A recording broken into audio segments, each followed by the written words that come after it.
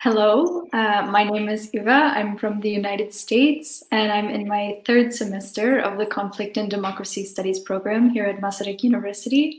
And I'm happy to be here with you and also with Dr. Bartoszewicz, who is a professor of the program. So between the two of us, we hope to give you a well-rounded image of what it's like to study here with us. Welcome, and we are very happy to be your guides here. If you are wondering why would Conflict and Democracy Studies program be for you, you are asking a good question. Actually, these programs in social sciences are many, and you can combine many aspects of different, very important political and societal phenomena together. So what is special and unique about conflict and democracy? When we were bringing the program together, what we wanted to have is a program that will combine the two most important axes that define political sciences. On the one hand, system transformation into the democratic regime. On the other hand, everything that coalesces around the issue of conflict. And therefore, if these things are interesting for you, this might be a program especially for you. And I'm sure that Eva can tell you what was it that brought her into the program.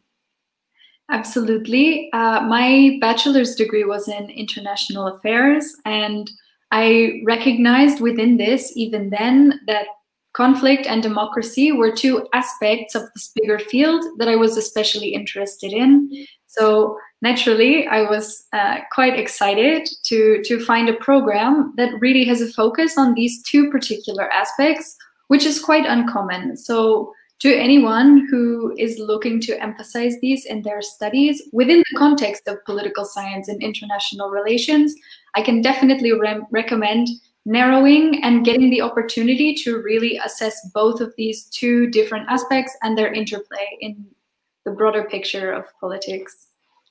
So what we do in the program, on the one hand, we look into the quality of democracy, we look into democratic concepts and theories, into the dynamics that is involved with and within the phenomenon of democratizing societies, or perhaps with the phenomena of democratic backsliding.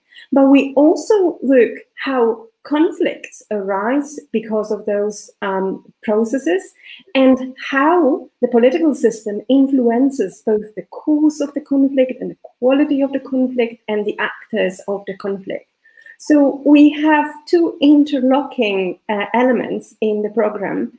And the beauty of this is that by looking at those particular aspects of our political, social, and also economic and cultural reality, you are able to grasp important changes and trends, not only visible in the developing countries, but also very pertinent in the so-called developed world. Because when you think about the problems that occur around the recent Brexit referendum in Great Britain, or around the controversies connected with the recent presidential elections in the US, you can see that those dilemmas of democratic problems and issues and societal divisions are equally applicable in those contexts. So when you come to the course, when you come to the program, you will have the opportunity to look into those both pillars, both conflict and democracy. You will have obligatory courses that will cover the most basic concepts and theories, and then a set of elective courses that you will be able to choose from those phenomena and those issues that are of interest for you. At the same time, you will also have a possibility to do an internship, which is not an obligatory element, but we do recommend our students to get, on the ground and have some sort of practical experience. And above all, because it is a master's program, you will also have the time for individual study under the supervision of your chosen professor. And I'm wondering, Eva, which one of those was your favorite?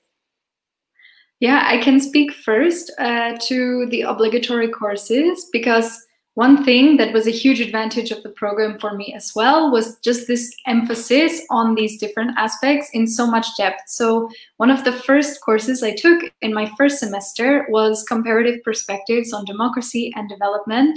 And this, from approaching democracy from all different angles, gave me a really solid framework to continue assessing it through all of the different courses. And immediately you begin to see how the courses are interplaying, playing off of each other. On the other hand, of the elective courses, I decided to try hybrid warfare as something that I really had not been exposed to before. That was not my, let's say it was not what brought me to the program necessarily, but after learning more about what it means, the concept of hybrid warfare and how relevant it is to especially the present and future of conflict, I can also say that it really helped to round out this image that I'm building of this, as Dr. Bartoszewicz said, the interplay between conflict and democracy and their impact across the world, really probably in the future everywhere. So I really...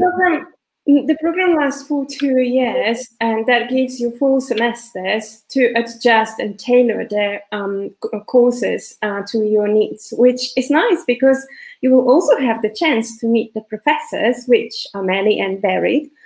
So most of us come from broadly understood political sciences. Some of us are more on the democratization side. Others come from the security studies field. But we offer a wide variety of perspectives. And also what we try to do is also invite external professors for special courses or at least guest lectures, which also broadens your possibility to have try other modes of teaching. And this flexibility is nice because it also attests to the very fact that you have many career paths open in front of you after graduation. Our most recent cohort of students went into many different careers. From careers in the military to careers in non-governmental organizations to careers in the governmental agencies. So the flexibility of the program is definitely one of its biggest advantages career-wise. Wouldn't you say so, Eva? Definitely. And I can also say that even before starting this program, I absolutely had interest in both governmental and non-governmental positions. And one of the things that drove me to this program in particular was I realized after some amazing internships that in order to advance in these fields, I would actually need a master's degree in order to be taken seriously, but also to have the academic background to really be confident in myself joining these fields. And so I would recommend that considering it from this side is also quite important. And if these prospective careers are of interest to anyone else as well, considering this as a stepping stone is a great way to frame it as well. At least it was for me. Yeah. Mm-hmm. So now you might be thinking that it sounds all very appealing and you think, what do you need to do in order to apply? This is a very simple procedure, actually, but what you need to have is a bachelor's degree or an equivalent degree or diploma in the social sciences or the humanities. And this is something that you will need to provide during the application procedure. And then a minimum B2 level of English, because all our classes are obviously in English, and also reading-wise, they can be extensive and demanding. So it is absolutely necessary that you do possess this minimal ability to both continue your studies, but also work with your colleagues in the course. So when you do try to think what you will need to do, there is a very simple checklist. You will need to complete an application form via our online system, where you will be expected to upload a CV, your academic records, That is a copy of the diploma and then the transcript of records. If these are not in English, you will also need to provide us with a certified translation. Then a cover letter that will explain why you are interested in the course and will tell us about the purpose and interests that drive you. Proficiency in English certificate, and then 2 letters of recommendation by either your former teacher or a college teacher. So this looks daunting, Eva. How did you do it? Yes, actually, I can confirm that it is not quite as daunting as it seems. I was quite lucky to learn about the program's existence. Unfortunately, I learned about it just days before the application deadline when I was applying, and I had to scramble together all of these different documents and letters in about 2 days from the time I learned about this program until the actual deadline. It was possible. I was lucky to have a former teacher who was really willing to help. But I can confirm the application form and the CV should be quite straightforward. The statement of purpose is a chance for you to express why these are of interest to you. But if you're here interested in this program, I'm sure that you have plenty of reasons. From my side, I have to say that the statement of purpose is always interesting because I'm one of those people who will then later be interviewing you just to get you know better before you come to Brno. So this is also a very nice kind of like springboard for the interview, the entrance interview that we do organize here. But you also need to be aware that there are tuition fees and other costs that are connected with studying at Masaryk University. The tuition fee at the moment is €3,000 per year. But there are also costs of living that you need to take into consideration. The cost of living, they are doable, aren't they, Eva? They are, and I do want to emphasize that it's really good to plan ahead. And as a starting estimate, if you've never been to the Czech Republic or you've never lived outside of your home country, it's really good to have 450 to 500 euros per month that you know you will be able to spend on accommodation, food, transportation, all of these necessary things. It is possible to work in the city, but it can be quite difficult to find a job these days. So for that first semester or that first year, it's really comfortable to be sure that you will be able to afford everything. And I can say that dormitory accommodation, which is usually the cheapest and easiest housing for international students, is actually quite comfortable. And I had a really amazing roommate. I started out living in a dormitory and we still talk all of the time. The dormitory is located in a convenient location, so it's easy to get to and from the faculty. I even walked a lot of the time. So I think if this sounds feasible for you, you'll be quite comfortable. Especially that Brno is consistently ranked as one of the most student-friendly cities across Europe. And I can attest to the fact that it has wonderful, brilliant atmosphere. And we do hope to get back to it as soon as COVID is passed behind us. Nevertheless, I'm sure that you might have more questions or you are curious about those issues that we failed to mention here. If that is the case, please remember that you can always find detailed information on our faculty website, on the departmental website. But most importantly, Eva has agreed to be an ambassador for the program. So here you can see her email and never hesitate to reach out to her. She'll be more than happy to answer your queries. Is that not right, Eva? Definitely. Any question, big or small, about the program or Brno or the university in general, feel free to send them my way. You can also contact us. We have a departmental dedicated people to answer your queries. And remember, there are no stupid questions, there are only stupid answers. So never hesitate to reach out to us. Thank you very much for your attention.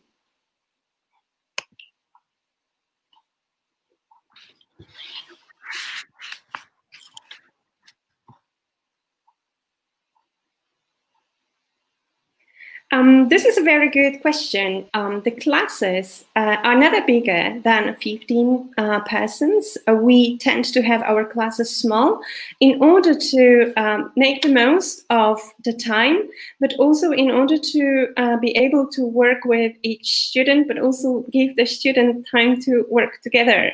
Eva, what is your take on that? Yeah, actually, this is a great question because I think that the small class sizes are one of the big advantages of the program for me. I've gotten to know all of my lecturers, and I've had anywhere between, at a maximum, maybe 15 or so students in the largest class, and at a minimum, there were only 5 or 6 of us, I believe, last year. Yeah, and really, this was a very personal environment. You get to know the people you study with, which is a huge advantage as well when you're dealing with a social science where everyone has a different background and different experiences. So I think this is actually a great chance to say that the class sizes are a huge advantage for me. For me, the best thing about it is that I can also know every student very intimately, and there is kind of no possibility to hide behind the others. So you need to do your work because I know your potential and I know how far I can push you, so to speak, which is great because this kind of supervision is afforded in the best programs in the world, and we do have it here in Masaryk.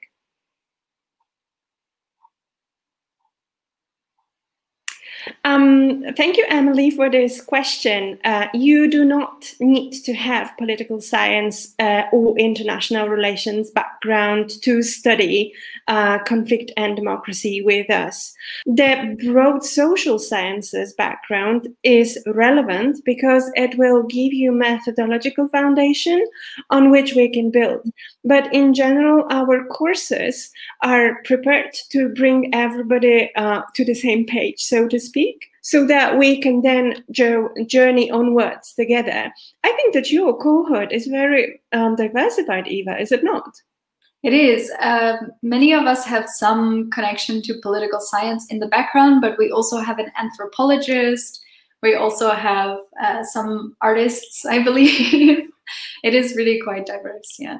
And it is wonderful, and I love it because the latest batch of application forms came from people as different as linguistics, history, but also philosophy. So you can see people from different backgrounds, and it also is great for kind of cross-fertilization during the course and during the program.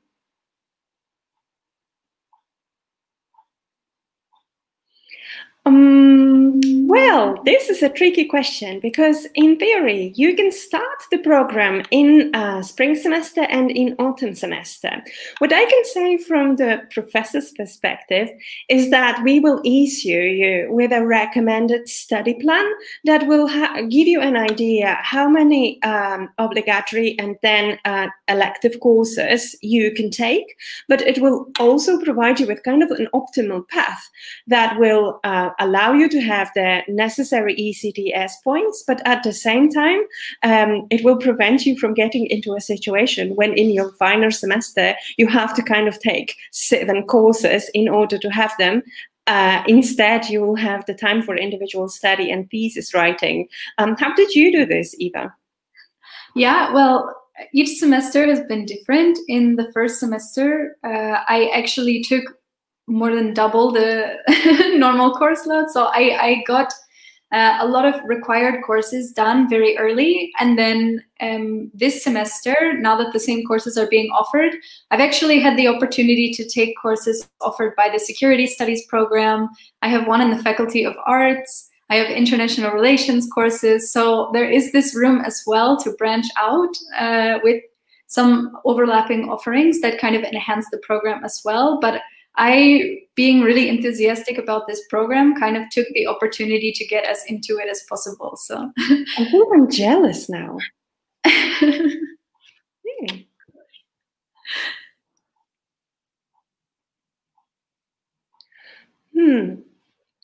As we said before, when it comes to career prospects, this is a very flexible program because it really does give you opportunity to look into many different possibilities. Governmental agencies and organizations such as ministries or specialized agencies are one of those. But it will really depend on your personal career goals and how you tailor the offered courses, as well as individual study and internship to what you want. The nice thing is that you can come to Brno with a definite idea of what you want to do and then change it completely over the course of studies, which I've seen happening to students before.